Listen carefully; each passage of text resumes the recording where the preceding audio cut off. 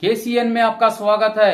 मैं किंग हमीद। बिल्किस बानो मुसलमानों का मसला नहीं है, बिल्किस बानो महिलाओं का मसला नहीं है, बिल्किस बानो भारत का मसला है। क्योंकि हमारे देश में सबसे ज्यादा अगर क्राइम होता है तो महिलाओं के खिलाफ होता है।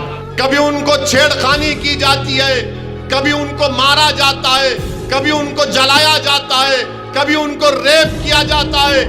और वो बिल्किस बानो जिसको उसके पड़ोसी, वो बिल्किस बानो जिसने उस दुकान से चूड़ियां खरीदी, चूड़ियां बेचने वाला बिल्किस बानो का बलात्कार किया, वो बिल्किस बानो जिसकी 3 साल की बेटी को उसके सामने पत्थर पर सर मारकर उसको शहीद कर दिया गया, वो बिल्किस बानो जिसकी मां और उसके महिला रिश्तेदारों का बिल्किस बानो के सामने जो प्रेग्नेंट थी, हामिला थी, उसकी मां और उसके रिश्तेदारों का रेप करके बलात्कार करके उनका कत्ल कर दिया गया।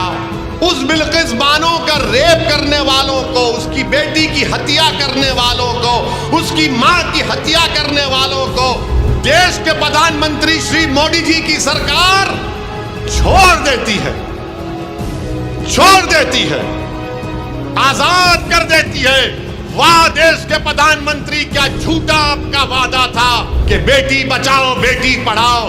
क्या आपकी बेटी बिल्किस बानो नहीं थी मोदी जी? क्या देश की बेटी बिल्किस बानो नहीं थी मोदी जी? आपने उसके रेप करने वालों को छोड़ दिया।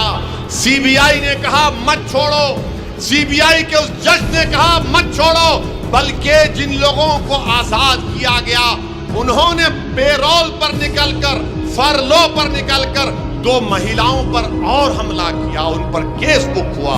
बताइए आप क्या पैगाम देश के प्रधानमंत्री देश के महिलाओं को दे रहे हैं? क्या पैगाम भाजपा देश के महिलाओं को दे रही है कि अगर तुम्हारा रेप होगा तो चंद साल वो जालिम जिसने तुम्हारी इज्जत लूटी उसको जेल में रखेंगे और अच्छे संस्कार की बुनियाद पर मोदी जी उनको आजाद कर देंगे।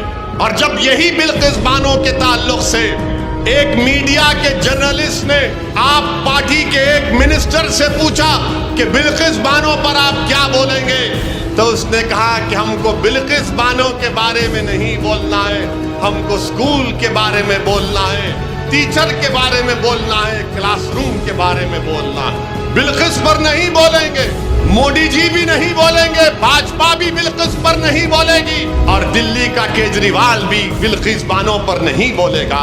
मेरे अजीज दोस्तों और बुजुर्गों, बिल्किस बानो पर अगर किसी ने पूरी ताकत और जिम्मेदारी के साथ किसी ने बिल्किस बानो की तारीफ में कहा, किसी पार्टी ने कहा, तो उसका पार्टी का नाम मजलिस पार्टी था।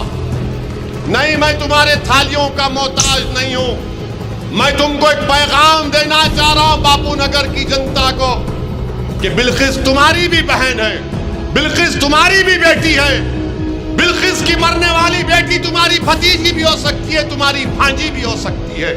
अगर कल तुम्हारी औलाद से ऐसा होगा तो तुम क्या करोगे बताओ? आज एक सरकार ने एक महिला की अस्मत रेजी करने वालों को छोड़ दिया और क्या पैगाम दिया गुजरात की महिलाओं को? ये गुजरात के महिलाओं को सोचना पड़ेगा।